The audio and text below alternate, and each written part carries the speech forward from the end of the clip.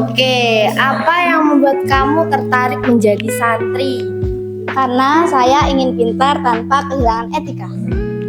Karena menurut saya santri itu berbeda dengan murid-murid di luar. Karena santri itu memiliki sebuah experience yang menurut saya santri itu bisa memberikan pengalaman lebih daripada orang-orang di luar sana.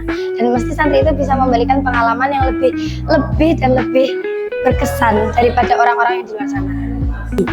Saya tertarik menjadi santri karena menurut saya menjadi santri adalah suatu hal yang sangat keren bagi saya. Karena mungkin di diri saya sudah tertanam jiwa santri. Saya tertarik menjadi santri karena di sini lelah bisa menjadi lilah.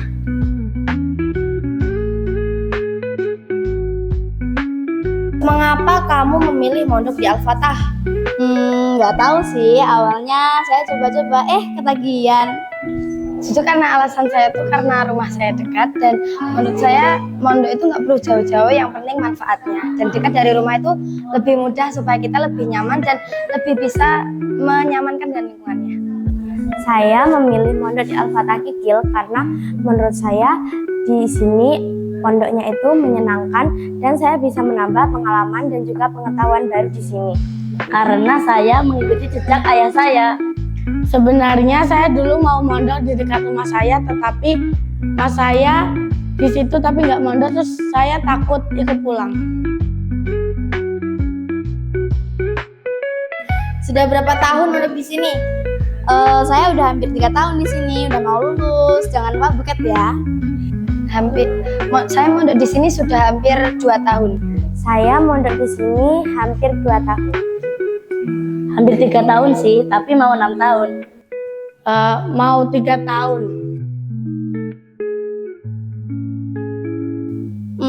Saya sih di pondok sehari habis 5.000 bohong. Saya habis kalau sehari itu biasanya 10 sampai 20.000 bisa. Maaf ya Ibu. Bagaimana cara mengatur keuanganmu selama di pondok? Kalau saya pribadi biasanya saya menyisihkan uang antara uang untuk laundry dan uang untuk jajan. Nah biasanya uang untuk jajan itu biasanya saya buat uang receh. Jadi saya itu bisa lebih terfokuskan untuk uang jajan dan saya itu bisa lebih hemat. Saya mengatur keuangan saya di pondok dengan cara saya dikirimi jatah uang tiap 1 minggu sekali agar lebih hemat. Pintar-pintar kalian saja sih. Sebenarnya saya boros, bisa 20 sampai 50.000 sehari.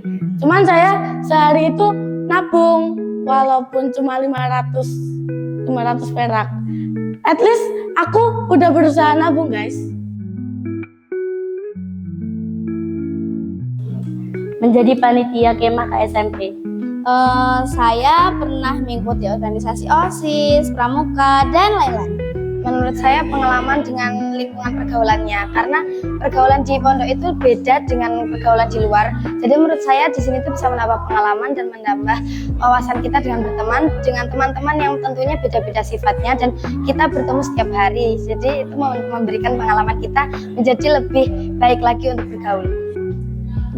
Pengalaman paling mengesankan menurut saya selama saya di sini adalah saya bisa mengikuti kegiatan-kegiatan yang ada di sini.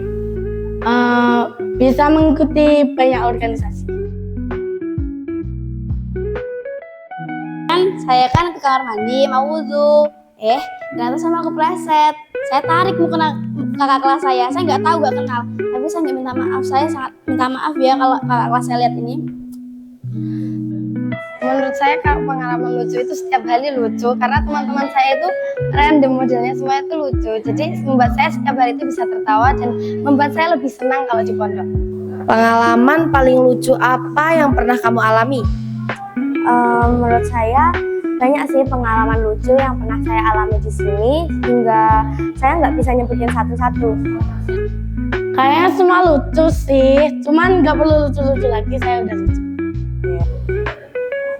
Menurut saya semua pengalaman saya sangat lucu dan menyenangkan.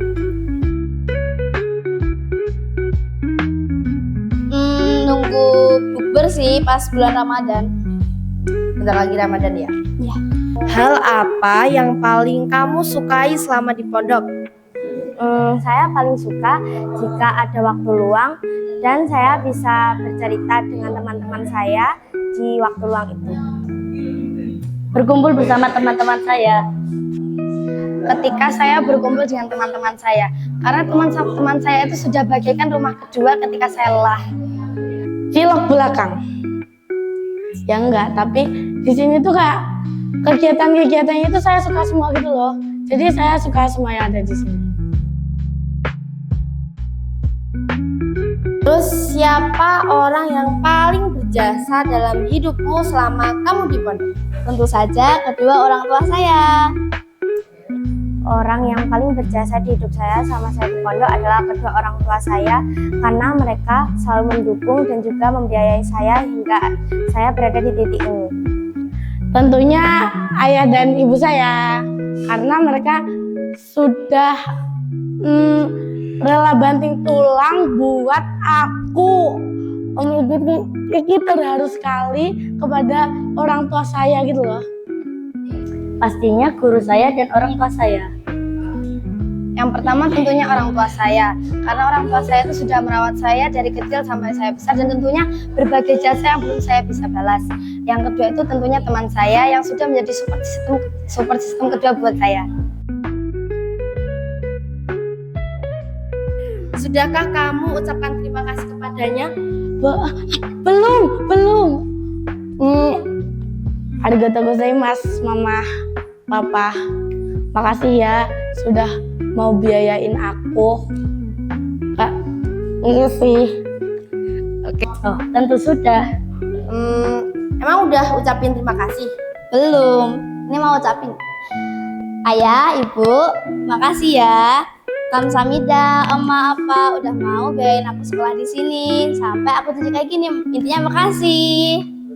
Ucapan terima kasih menurut saya kurang cukup untuk membalas segala jasa dari kedua orang tua saya, tetapi saya sebisa mungkin selalu mengucapkan terima kasih kepada ayah dan ibu saya karena sudah selalu mendukung dan membiayai saya hingga saya bisa seperti ini sekarang. Terima kasih ya ayah dan ibu sudah selalu mendukung dan membiayai anakmu ini.